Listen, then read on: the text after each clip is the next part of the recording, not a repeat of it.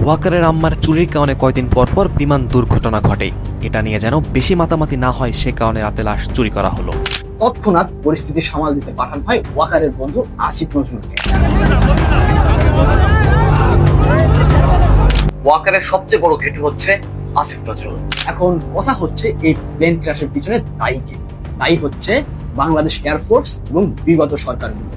একজন সরকারকে ব্লেম দিচ্ছি না, বিগত সকল সরকারকে ব্লেম দিচ্ছি, কেননা তাদের ব্যর্থতার কারণে আজকে আমাদের এই দিন দেখতে হচ্ছে অসংখ্য আর্তনাদ, আহাজারি আর হৃদয় বিদারক দৃশ্য।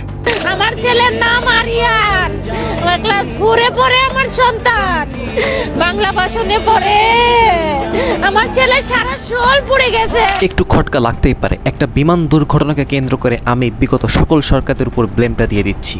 আসেন আপনাদের ডাউটটা একটু ক্লিয়ার করে দিই। একজন সাংবাদিক কন্টেন্ট ক্রিয়েটর রিফাত জিবরানের কাছে প্রশ্ন করেন, আপনি বাংলাদেশের এয়ার ডিফেন্স সম্পর্কে কি বলতে চান?